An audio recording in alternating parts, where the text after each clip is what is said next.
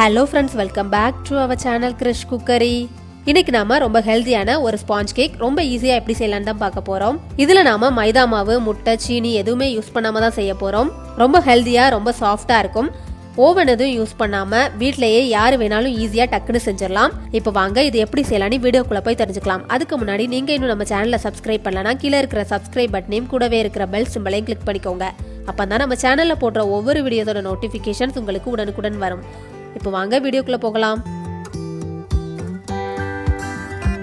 முதல்ல ஒரு பாத்திரத்துல நல்ல சூடா இருக்கக்கூடிய தண்ணி 1 கப் எடுத்துக்கோங்க. இதுல 1 கப் பிரவுன் சுகர் போட்டுக்கோங்க. பிரவுன் சுகர் இல்லனா அதுக்கு பதிலா மண்டை வெல்லம், அப்படி இல்லனா சர்க்கரை போட்டுக்கோங்க. இப்போ இதை நல்லா மிக்ஸ் பண்ணி கரைச்சி எடுத்துக்கலாம். நல்லா கரைஞ்சதுக்கு அப்புறமா இன்னொரு பவுல்ல இந்த தண்ணியை வடிகட்டி எடுத்துக்கோங்க. தூசு எதுவும் இருந்தாலும் போயிடும்.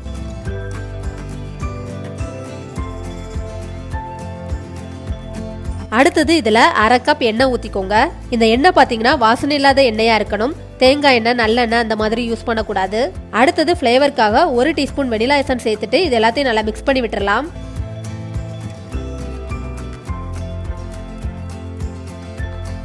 இனி இதுல ட்ரை இன்கிரீடியன்ஸ் எல்லாத்தையும் சலிச்சு சேர்த்துக்கலாம். ஒரு ஜல்லடை எடுத்துட்டு அதுல 2 கப் கோதுமை மாவு போட்டுக்கோங்க.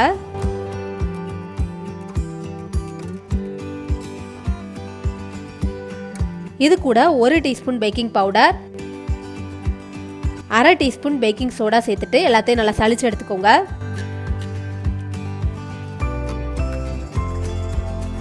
நல்லா சலிச்சதுக்கு அப்புறமா இது எல்லாத்தையும் சேர்த்து நல்லா மிக்ஸ் பண்ணி விட்டுக்கோங்க.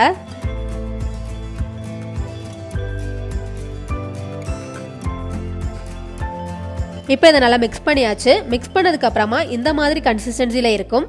ரொம்ப தண்ணியா இருக்கக்கூடாது. அடுத்தது கடைசியா 1 டீஸ்பூன் லெமன் ஜூஸ் சேர்த்துட்டு மறுபடியும் எல்லாத்தையும் நல்லா கலந்து விட்டுக்கோங்க. இப்போ கேக் பேட்டர் ரெடி ஆயிடுச்சு. அடுத்தது கேக் பேக் பண்ணக்கூடிய பேன் எடுத்துக்கோங்க. நான் இப்போ இந்த மாதிரி ஒரு கேக் பேன் எடுத்துக்கிறேன். உங்ககிட்ட என்ன ஷேப்ல கேக் பேன் இருக்குதோ அதை எடுத்துக்கோங்க. கேக் பேன் இல்லைனாலும் ஒன்றும் பிரச்சனை இல்லை. வீட்டில் இருக்கக்கூடிய ஏதாவது ஒரு ரவுண்ட் பாத்திரம் எடுத்துக்கோங்க. இப்போ அந்த பேன்ல கொஞ்சமா பட்டர் இல்லைனா எண்ணெய் வச்சு கிரீஸ் பண்ணிட்டு பட்டர் பேப்பர் வச்சுக்கோங்க. இப்படி பண்றதுனால கேக் எடுக்கிறதுக்கு ரொம்ப ஈஸியா இருக்கும்.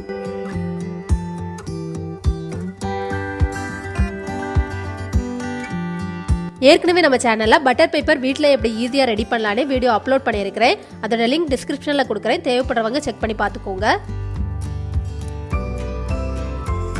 இப்போ ரெடி பண்ணி வச்சுக்கக்கூடிய கேக் பேட்டரை இதுல ஊத்திக்கோங்க.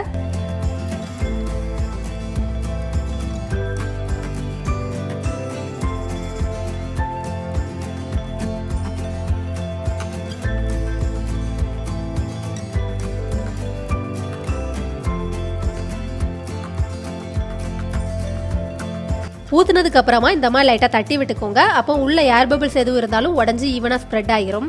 அடுத்தது இதை பேக் பண்ணிட வேண்டியதுதான். நான் இப்போ இந்த மாதிரி ஒரு பழைய பெரிய கடாயில தான் பேக் பண்ண போறேன். ஸ்டவ்ல கடாய் வச்சுட்டு இந்த மாதிரி ஒரு ஸ்டாண்ட் போட்டுக்கோங்க.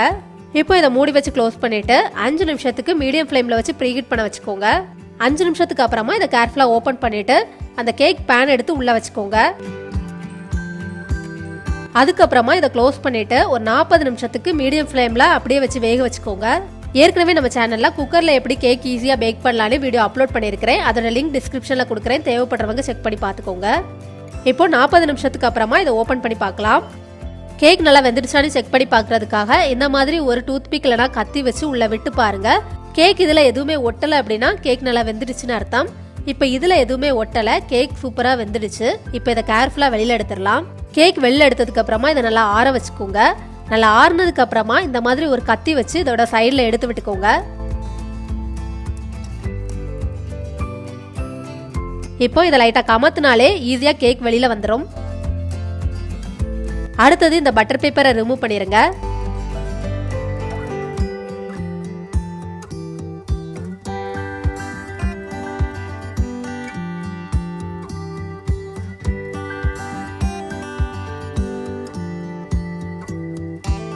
ரொம்ப சூப்பரா சாஃப்டா கேக் பேக் ஆயிருக்குது.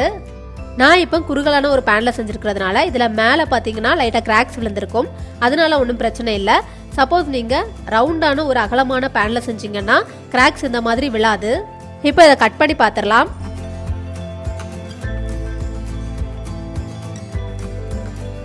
கட் பண்ணும்போதே ரொம்ப சூப்பரா சாஃப்டா இருக்குது. இது ரொம்ப ஹெல்தியான கேக், எல்லாருமே ஈஸியாக வீட்டில் செஞ்சு சாப்பிடலாம். இந்த ரெசிபி உங்களுக்கு பிடிச்சிருக்குன்னு நினைக்கிறேன். பிடிச்சிருந்தா லைக் பண்ணுங்க, உங்க ஃப்ரெண்ட்ஸ் கூட ஷேர் பண்ணுங்க, கமெண்ட் பண்ணுங்க. மறக்காம கிறிஷ் குக்கரை சப்ஸ்கிரைப் பண்ணிடுங்க. வேறொரு சூப்பரான ரெசிபியோட உங்களை மீட் பண்றேன். அது வரைக்கும் பாய்.